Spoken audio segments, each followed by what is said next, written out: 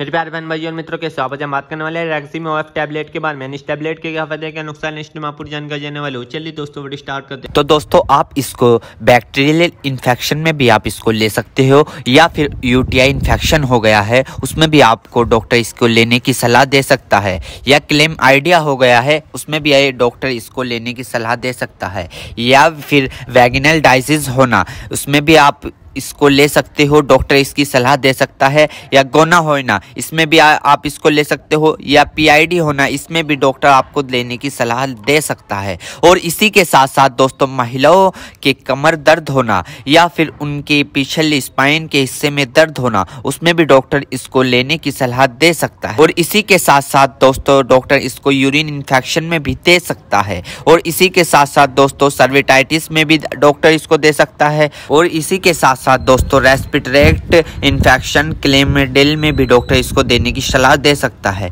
या फिर निमोनिया हो गया हो उसमें भी डॉक्टर इसको सलाह देने की दे सकता है। और इसी के साथ साथ जुखाम हो गया हो उसमें भी डॉक्टर इसको लेने की सलाह दे सकता है, या गोनोकोया लंग्स इन्फेक्शन हो गए हो उसमें भी डॉक्टर इसको लेने की सलाह दे सकता है। और इसी के साथ साथ दोस्तों सर्विटाइटिस लंग्स यानी कि सूजन आ जाना, फेफड़ों पर सूजन आ जाना, पानी आ जाना, पस भर जाना उसमें भी डॉक्टर इसको देने की सलाह दे सकता है, या निमोनिया हो जाना उसमें भी डॉक्टर इसको देने की सलाह दे सकता है, या बुखार हो जाना, टाइफाइड बुखार हो जाना, बुखार बार बार उतरना बार बार चढ़ना उसमें भी डॉक्टर इसको देने की सलाह दे सकता है, या ब्रोंकाइटिस हो जाना, खांसी हो जाना, हार्ट अटैक कम हो जाना इसमें भी डॉक्टर इसको देने की सलाह दे सकता है, टाइफाइड ज़्यादा हो जाना इसमें भी डॉक्टर इसको देने की सलाह दे सकता है। और इसी के साथ साथ छाती में पेन हो जाना यानी कि छाती में खांसते वक्त पेन होना उसमें भी डॉक्टर इसको देने की सलाह दे सकता है, या बुखार के कारण छाती में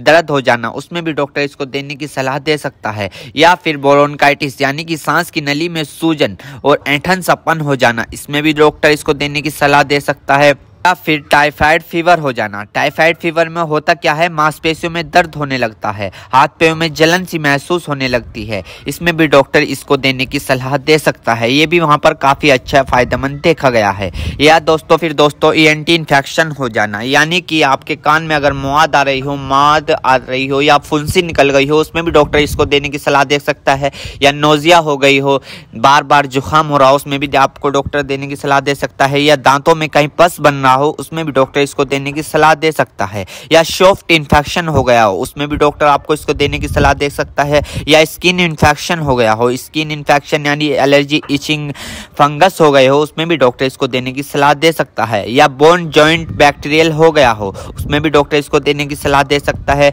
या टॉन्सिल हो गए हो। आपने कई बार देखा होगा ज़्यादा नज़ला होने के कारण या गले में खराश होने के कारण कभी कभार आपके टॉन्सिल होने लगते हैं उसमें भी ये काफ़ी फायदेमंद सामने देखने को मिला है। और इसी के साथ साथ आई इन्फेक्शन हो जाना या फिर आई फ्लू जो अभी पीछे चला था वो हो जाना उसमें भी डॉक्टर इसको देने की सलाह दे सकता है, या चोट लग जाना, इंजरी हो जाना, इंजरी यानी कि चोट लग गई हो, कहीं से जख्म हो गया हो, टांके नहीं सूख रहे हो उसमें भी डॉक्टर इसको देने की सलाह दे सकता है। दोस्तों अर्थराइटिस जॉइंट सूजन होना यानी कि जब अर्थराइटिस होता है उनमें सूजन आ जाती है उसमें भी डॉक्टर इसको देने की सलाह दे सकता है। और इसी के साथ साथ स्किन इन्फेक्शन हो जाना, छोटे छोटे टिक के इन्फेक्शन हो जाना उसमें भी डॉक्टर इसको देने की सलाह दे सकता है, या फिर आईवी इंजेक्शन लगाया हो, कैनुला लगाया हो, कैनुला निकालने के बाद उसका काम कंप्लीट होने के बाद वहां पर सूजन आ गई हो उसमें भी डॉक्टर इसको देने की सलाह दे सकता है, या फिर इंजरी हो जाना, हार्ड इंजरी हो जाना उसमें भी डॉक्टर इसको देने की सलाह दे सकता है, या फिर ऑपरेशन के बाद टांके कटने के बाद वहां पर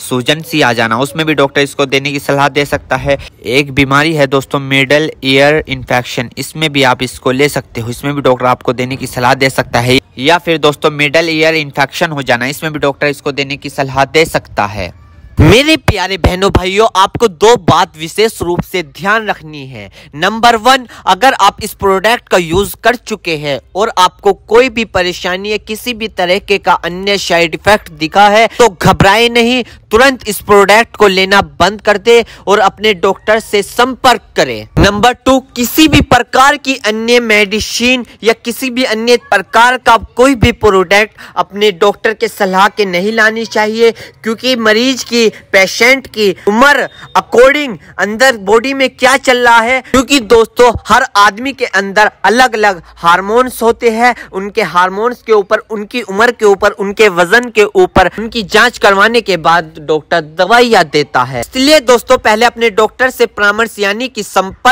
करें, क्योंकि दोस्तों जान है तो जहां है, वरना सब मिट्टी समान है। उम्मीद करता हूं दोस्तों अब आप समझ गए हो। तो दोस्तों थी वैक्सीन और टैबलेट की इन्फॉर्मेशन फुल जानकारी। दोस्तों अगर आप हमारे चैनल पर नए हैं तो चैनल को सब्सक्राइब किया और इस वीडियो को ज्यादा से ज्यादा शेयर करें। Thank you.